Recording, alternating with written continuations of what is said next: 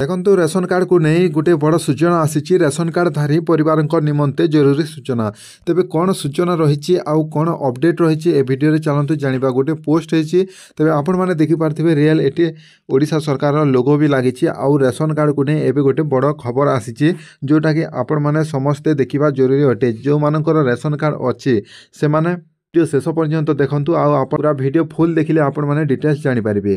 तो देखंतु केतेटी ऑप्शन रही ए ऑप्शन देखंतु एटी राज्यर गोटे गोटे ऑप्शन आपण माने बुझंतु आ जानि पारिबे जे कोन अपडेट रही तेबे ईकेएससी को नै गोटे अपडेट आसी जोटा कि प्रथम ऑप्शन रे देखि पारथिबे राज्यर योग्य राशन कार्ड हिताधिकारी माने सेमानक निजर तथा परिवार सदस्यक आधार ईकेएससी करिवार जरूरी अटे बोली कह जायछि। बहुत जन कर सारी किंतु केते जन कर है नाही सेमानक पई ए सूचना आसी तेबे देखंतु आ गोटे नेक्स्ट ऑप्शन जोटा कि 2 नंबर ऑप्शन रे लिखा जायछि जे योग्य हिताधिकारी माने उभय राज्य और राज्य बाहर रहुथिबा से माने रहुथिबा अंचल जेकोसी खाउटी सुलभ मूल्य दुकान को जाई ईकेएससी कराई परिबे।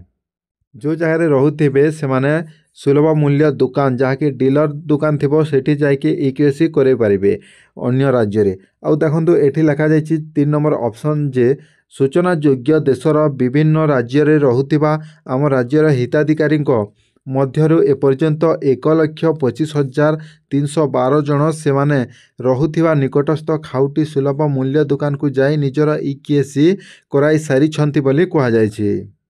आपणकर ईकेएससी कन्फर्म होइछि कि नहीं आपण माने केमिति जानिबे तेबे आपण मानकु से गोटे ऑप्शन भी दिया जायछि देखि पारथिबे ए ऑप्शन रे एतिसह ईकेएससी करायथिबार सद्य स्थिति विभागीय पोर्टल रे आपण माने जांच करि पारिबे चेक करि पारिबे। तेबे देखंतु www.foododisha.in रे आपण माने जोटा सर्च करिवे आ आपण मानकु देखै देबी लास्ट रे केमिति सर्च करिके को ऑप्शन को जीवा को पड़िबो डिटेल्स देखि पारिबे। तो नाउ योर ईकेएससी स्टेटस ऑप्शन अछि सेठी आ लिंक रे क्लिक करी जांच करि पारिबे। आ पोर्टल जरिया रे जानिबा को हेले निज राशन कार्ड नंबर किंबा आधार नंबर एवं पंजीकृत मोबाइल नंबर और ओटीपी दे निज ईकेएससी स्थिति जानि पारिबे बोली कह जायछि। लास्ट ऑप्शन रे देखंतु एतद व्यतीत कोनोसी समस्या थिले विभागीय पोर्टल फ्री नंबर जहाँकि टोल फ्री नंबर रही 1967 सह जोगाजोग करी अधिक सूचना पाई परिबे बोली एठी लिखा जायछि। तेबे एही थिला खाद्य जोगना और खाउटी कल्याण विभाग द्वारा जनहित रे जारी जहाँकि आपण माने देखि पारथिबे गोटे रेशन कार्ड हिताधिकारी परिवार निमंते जरूरी सूचना आसीछि। ए सूचनाटी आपण माने आसीछि सेति पई आपण मानक पाखकु एटा मु शेयर करिले आ आपण माने केमिति चेक करि परिबे जदि आपणकर ईकेएससी डन हेछि सक्सेसफुल हेछि कि नाही आपण माने सेटा थरे चेक करनियंतु आ कन्फर्म हे जिवे।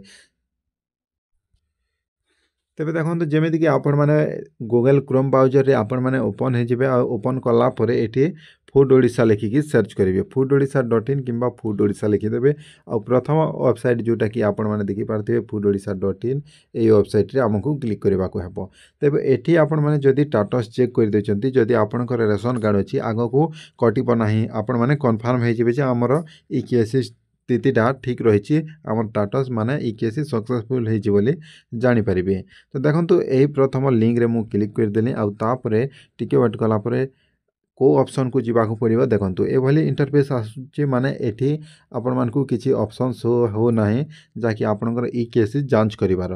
तेबे आपण माने सीधा होम को आपण माने टारगेट करिवे जोटा होम लिखा जायछि ए होम रे आपण माने क्लिक करिवे। तो देखि पारथिबे एठी होम रे मु क्लिक कर दोछि होम रे जेमिति मु क्लिक कर देली आउ एठी टिक चिन्ह रे आपण माने काटी देबे तापर काटी देला परे एठी देखि पारथिबे जे ए भली इंटरफेस आसुची फूड ओडिशा रो ऑफिशियल वेबसाइट टी।